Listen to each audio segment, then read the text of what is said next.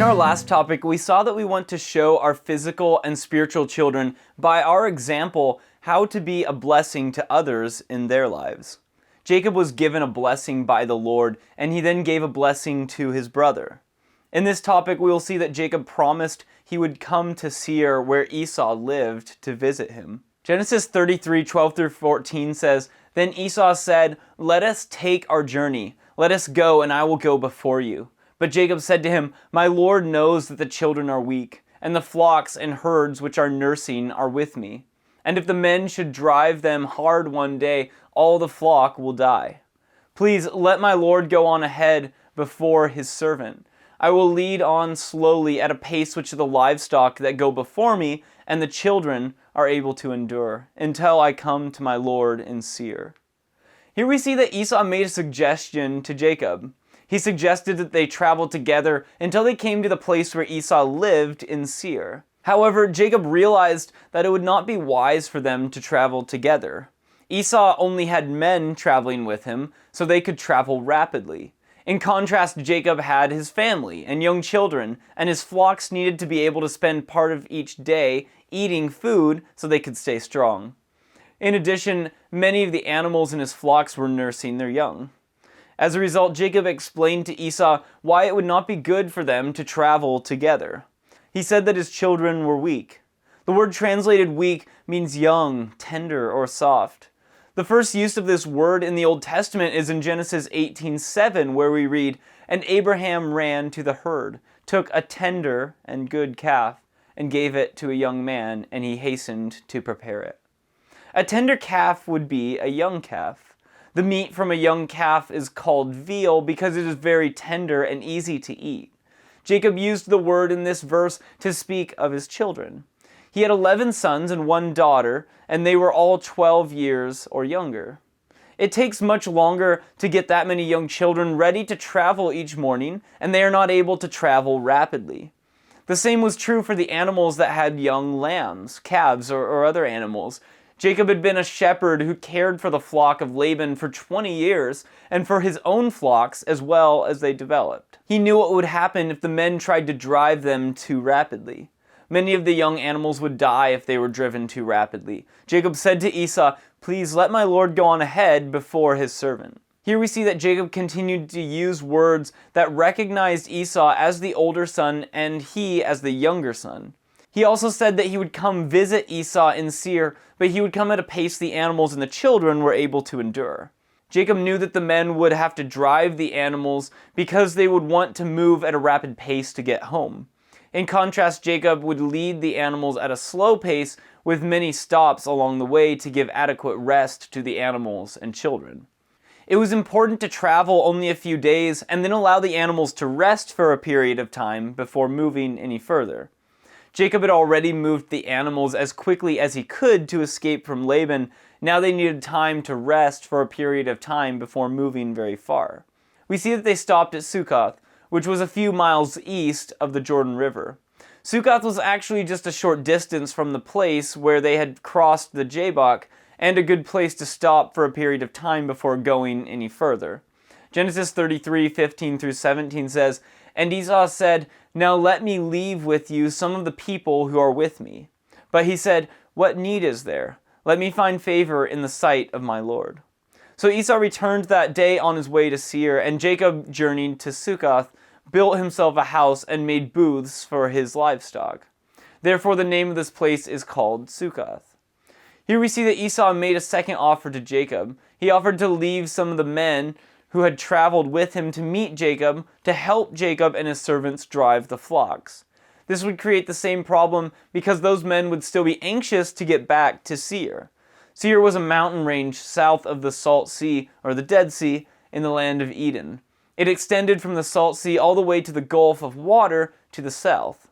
We will see that it was necessary for Jacob to stop for several periods of time as he, his family, his livestock, his servants, and everything he had traveled south. Jacob said that he did not need any of the men to help him since his servants had been caring for his cattle and flocks and would continue to do so.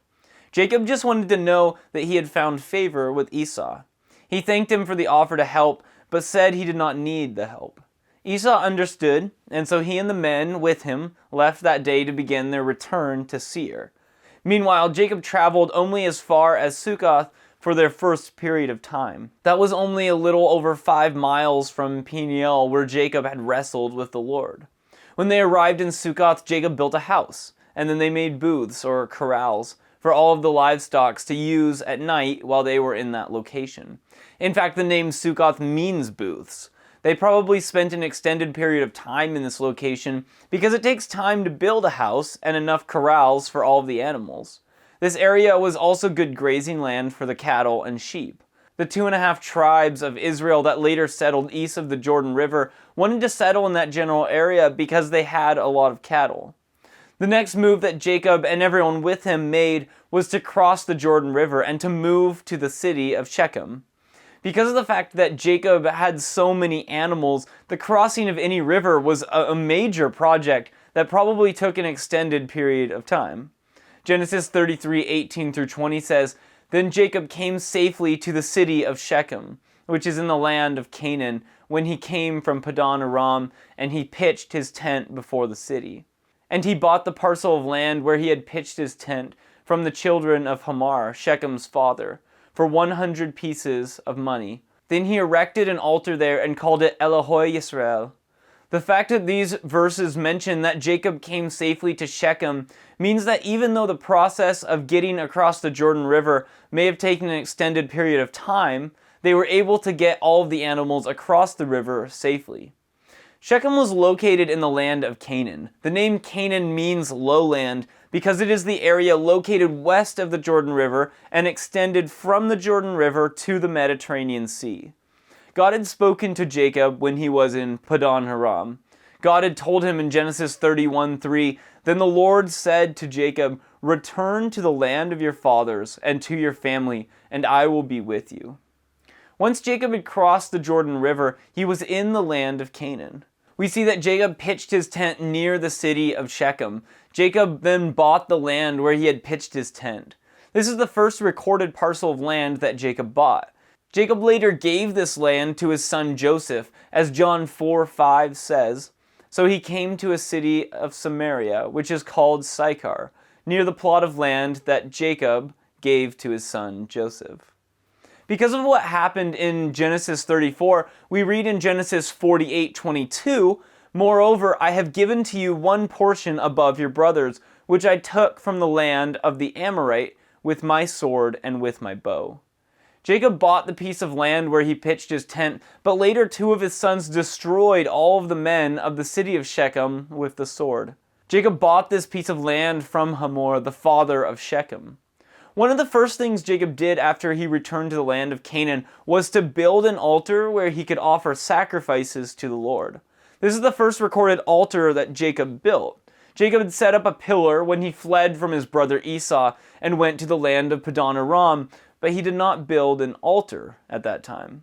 Genesis 28:18-21 says, "Then Jacob rose early in the morning and took the stone that he had put at his head, set it up as a pillar, and poured oil on top of it. And he called the name of that place Bethel. But the name of that city had been Luz previously.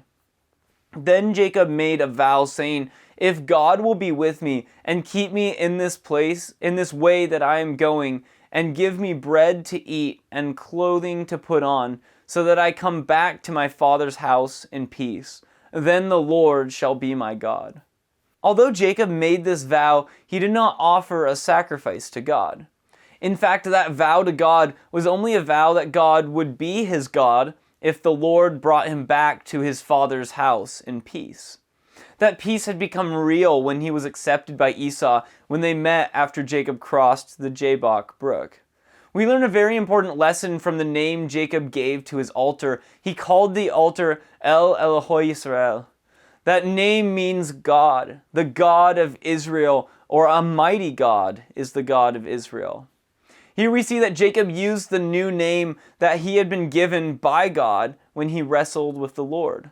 God had brought Jacob back to his land in peace and had given him a new name. Jacob had said in his vow that the Lord would be his God if God brought him back in peace. We see that the Lord changed the attitude of Esau. and he had spoken kindly to Jacob when they met. As a result, we see here that Jacob was back in the land and he built an altar to the Lord.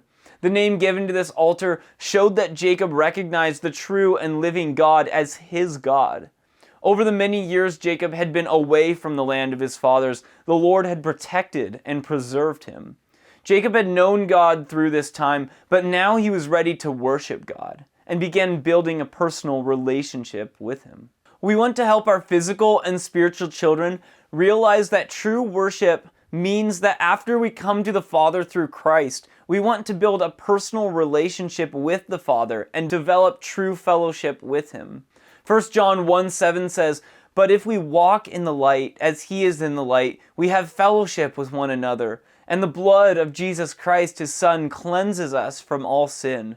May the Lord richly bless you as you help your children understand what it means to have true fellowship with the Father.